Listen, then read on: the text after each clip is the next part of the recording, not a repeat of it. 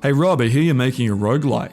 Yeah, that's right, Oscar. I am making a roguelike. A game called Plong I've been working on for about 6 months. It's coming out soon. You can check it out on our Discord. But it's kind of a bit different to a traditional roguelike. It's more like an arcade game, you know, with some progression inside the runs, some progression outside of the runs. And it's kind of made me think, what is a roguelike, you know? Have you ever heard of the Berlin interpretation? Never. What is it? Basically, it's a bunch of rules that a roguelike needs to follow to technically be a roguelike. And they are random environment generation, permadeath, turn-based, grid-based, hack and slash, focus on exploration and discovery, non-modal, which just means you're always in the same state of play. Okay. It's got to be lots of complexity and have resource management. Yeah, right. Okay, so when I hear that, I can see how that relates to the original Rogue. Well, I guess these were based off of Rogue. So yeah, that makes sense. But then I think about more modern games. I guess a popular roguelike, modern roguelike is Spelunky, you know? It's the granddaddy of roguelikes. Yeah, exactly. But it's kind of weird because it doesn't have ASCII graphics, but I guess that's not important to roguelikes. It's more of an action. It's also not a hack and slash, is it? No, not. I mean, you have a whip, but I wouldn't call that hacking. Yeah. No, it's more of an action game, like The Binding of Isaac, which was inspired by Spelunky. I think that's another game people think of when they think of like original roguelikes. That's not turn-based though. It's kind of pretty different. It's more like a Zelda kind of game. It does have like tons of unlockable characters and things that like in between runs, it unlocks more and more of the game for you. And I think that's pretty important to a roguelike. Yeah, definitely. That was actually a key thing of what I wanted to put in a Plong, that unlockable characters thing, you know? And that's why I think it kind of is considered a roguelike, even though it doesn't have, you know, other things like exploration and discovery from that list. It does have unlockable characters, and it also has stuff like, you know, synergies. Synergies, I think, are a pretty big part of roguelikes. Like, for instance, look at Slay the Spire, right? Huge roguelike. That game is all about synergies, deck building and synergies. It's not a non-modal game, whatever that means. You kind of get around on the map with these nodes, so that the game's kind of split into two sections with a card game and a node exploration thing, right? Yeah. Kind of reminds me of a game I made, which I would call a roguelike, called World's Fastest Pizza.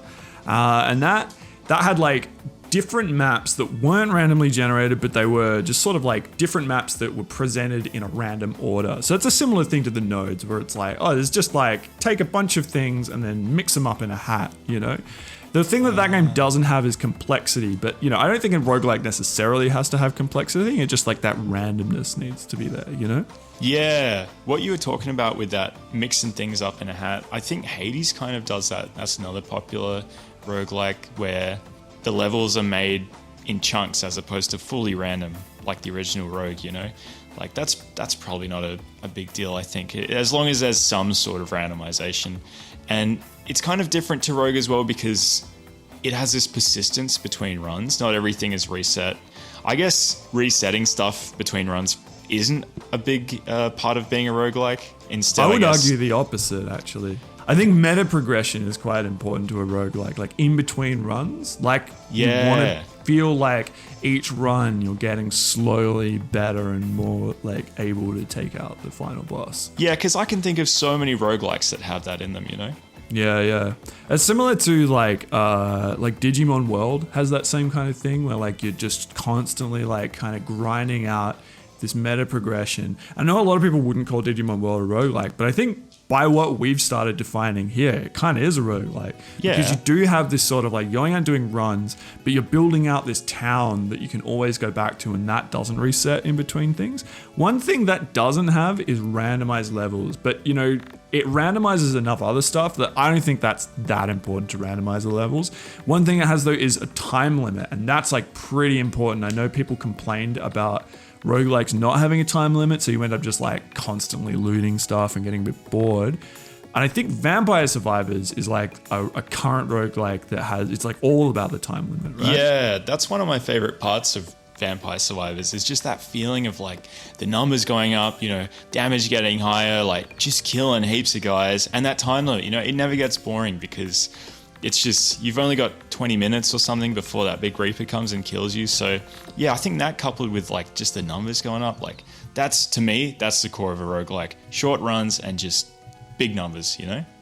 Yeah, you want those numbers to just be like something you can work towards. Coupling that with the meta progression, you're just getting these like exponential growth of numbers, like going around and around and around in different loops, like in Loop Hero. It's like hence the name, right? I don't know if you played that, but that's like literally like going around in loops, just like grinding out levels and just trying to get as powerful as you can to take out that final boss. Yeah, it's funny you say Loop Hero. It makes me think of this recent roguelike by Arcane, Deathloop, you know, loop in the name, you know? And that's kind of similar to Loop Hero, I guess. It has like, I mean, it doesn't have synergies like Slay the Spire. It's very skill-focused kind of game. It's a first-person shooter, just run around shooting people. But it has that time loop thing, kind of like Loop Hero. Maybe the time loop thing is actually what a roguelike is about. You know, maybe that is what the core of a roguelike is. Kind of like Majora's Mask, you know, that old Zelda game. Yeah, I think like action games, like that's what people think of when they think of roguelike. You know, it's just like, it's all about that player's skill and not necessarily about like, you know, all the other crap. And I think, that's why like Majora's Mask is such a good like old school roguelike. If you want to like go back in time, start applying the genre to things that we didn't realize at the time were roguelikes. Because Majora's Mask like has that 3-day loop, things reset all the time, but it's all about skill, you know? And I think like that loops in really well with Binding of Isaac, because Binding of Isaac was really inspired by Zelda, right? And I think that's actually something that a lot of roguelikes aspire to be, is like Zelda. So I think like Zelda-ness is a pretty good indicator of whether something's a roguelike. Yeah, man, what's more Zelda-y than Tears of the Kingdom, the latest game that just came out, you know? That's such a Zelda game, you know? That makes me think, man, maybe Tears of the Kingdom is a roguelike. It doesn't have synergies. Hang on. No, hang on. Tears of the Kingdom can't be a roguelike. We're going a little bit crazy here. No. Let's go back to the Berlin interpretation. We'll see how many of the things that Tears of the Kingdom checks off Berlin interpretation. Right. Okay. First thing, does it have random environment generation? No, it doesn't have that. All right, yeah. So C fails there. Okay. Permadeath. No, it doesn't have that. No permadeath. It's not turn-based. It's not grid-based. No. It's not. Oh wait, no, it is non-modal. Shit. At every point in that game, you're always playing exactly the same way.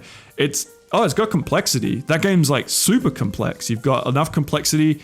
Right here it says the game has enough complexity to allow several solutions to common goals. Well, that's what the game's about. Sounds like Tears of the Kingdom to me. Yeah. Resource management. Yeah, I mean like that game has, like, people hate that the weapons degrade, but that's what it's all about. That's a huge part of the game. Hack and slash. It's definitely a hack and slash. Yep. Exploration discovery, baby. The game's about exploration and discovery. There's 3 maps in this freaking game. Come on. Man, that hits 6 of the 9 high value factors of being a roguelike, according to this. Yeah. Well, what are the low value factors? Single player character? Yeah, that sounds right. Monsters are similar to players. People talk about that all the time. The moblins are just like super good AI. Yeah. Tactical challenge. Yeah, that game's all about like, you know, improvisation. That game's all about improvisation. Yeah. Doesn't have ASCII display, but it does have dungeons. Man, it's Zelda. Zelda invented dungeons. Yeah, I think there's 120 shrines in that game. How many dungeons do you need? Definitely. And speaking of 120, that's a number. You know what else is important in the Berlin interpretation? Numbers. Shit. Yeah. Numbers. That game has tons of numbers. Yeah, right. Well, there you go. I guess Tears of the Kingdom is a roguelike. Yeah, by the Berlin interpretation, everything is a fucking roguelike. Yeah, there you go. Please buy Plong. Also, just a little addendum here. I just want to point out that at the very start of the Berlin interpretation, it does say roguelike refers to a genre, not merely a like rogue. The genre is represented by its canon. The canon for roguelikes is Adam, Angband, Kroll, NetHack, and Rogue. This list can be used to determine how roguelike a game is. Missing some points does not mean the game is not a roguelike. Likewise, possessing some of these points does not mean the game is a roguelike. The purpose of the definition for this roguelike community is to better understand what the community is studying. It is not to place constraints on developers or games. This message was sponsored by... By Plong. Yeah, please.